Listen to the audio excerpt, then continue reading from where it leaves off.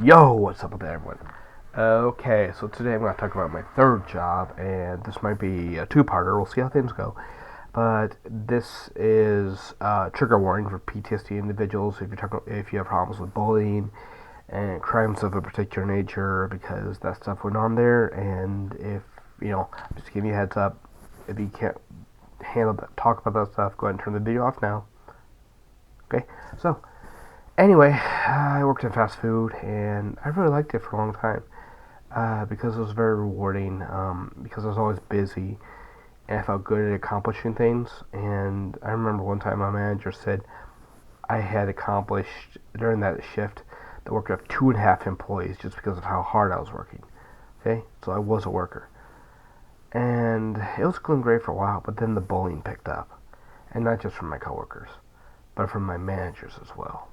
Okay, they started making fun of me behind my back. They started uh, making it so I wouldn't get training. I needed to get hours. They were intentionally keeping me from getting kitchen training so that they could cut my hours easier if we were slow. I mean, one manager tried to get me kitchen training and he got verbally reprimanded. My position has company required kitchen training. He tried to get me that company required training and he got verbally reprimanded for it. Yeah. There was an instance where they put me in drive-through, and being autistic and PTSD, I just got overloaded. I got to the point where I went into convulsions. I got to the point where I shut down, and my manager hated it. So she started putting me down in front of the coworkers. I was in the lobby eating after the shift, and you know what? She was hollering out across the, she was calling out across the lobby about how bad I had done, and how she was quote very disappointed in me. She was talking down to me like I was a child, and she was a bully to a child. Yeah.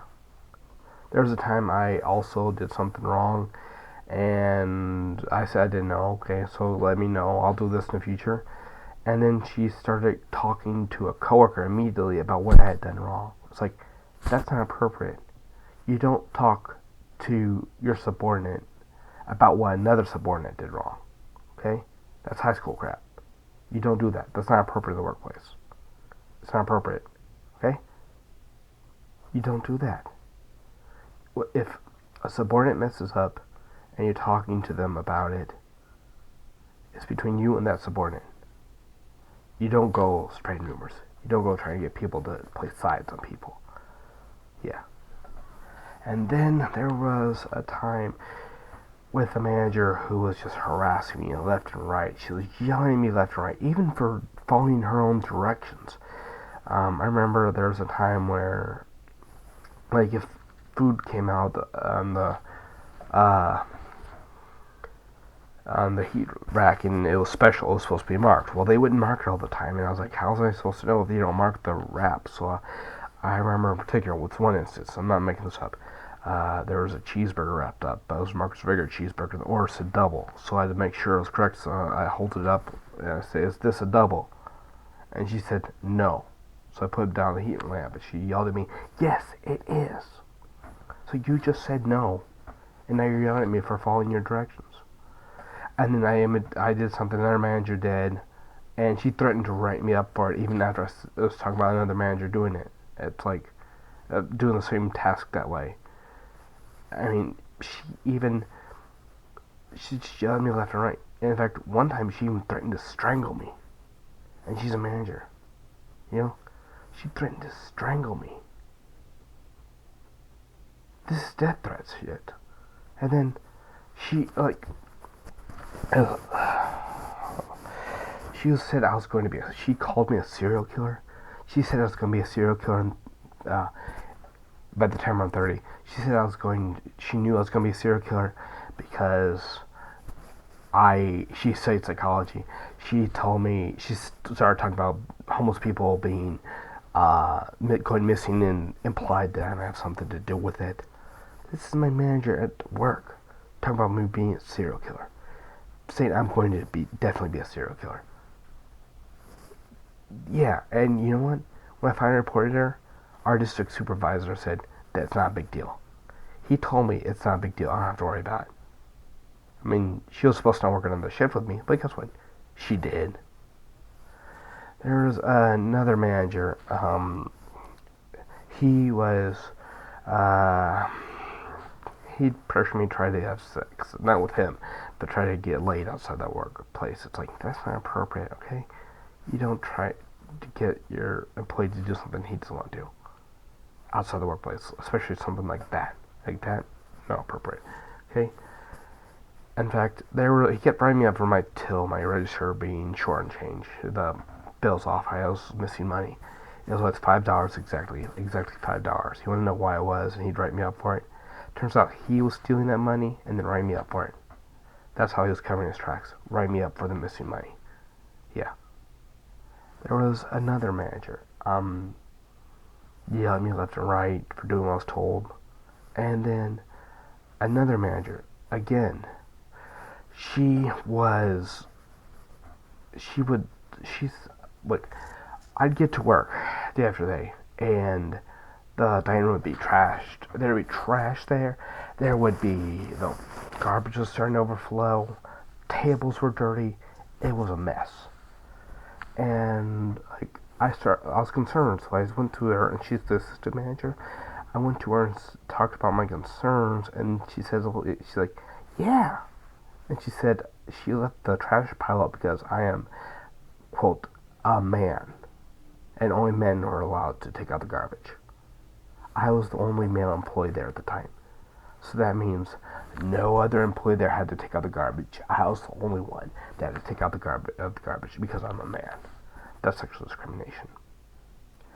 On top of that, there was a girl that touched me inappropriately, and you know what?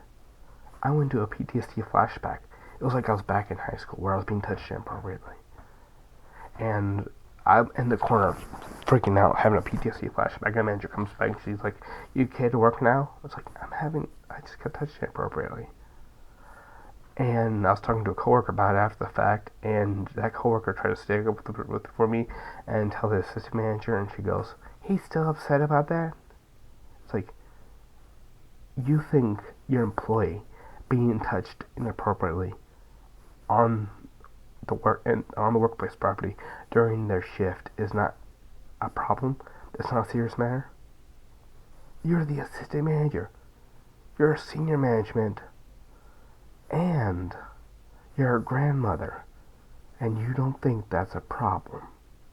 Or even especially a serious problem. There was another time where this guy, kid, 18-year-old, he came up from behind. I was washing my hands. He came up from behind me, and he... This is a little difficult to talk about. Excuse me. He came up on my left side and put his hand in my pocket. And I jumped a little. I jumped back. I looked him up at him in his face, and he's like smiling, going, did you like that?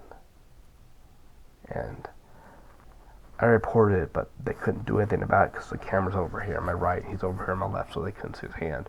So they couldn't prove it happened.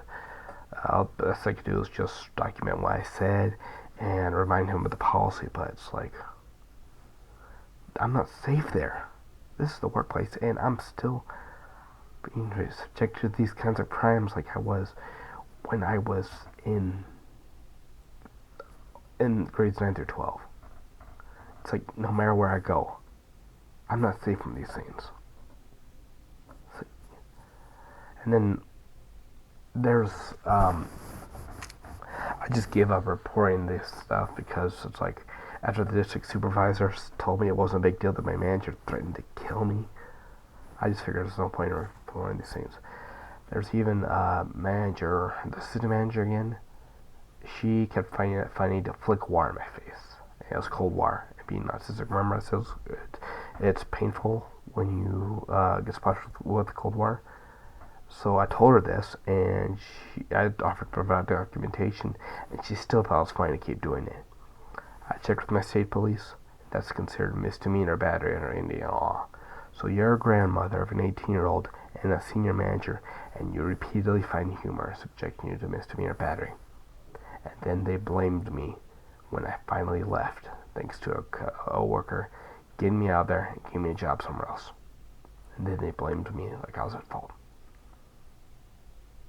Yeah, that's husband for you.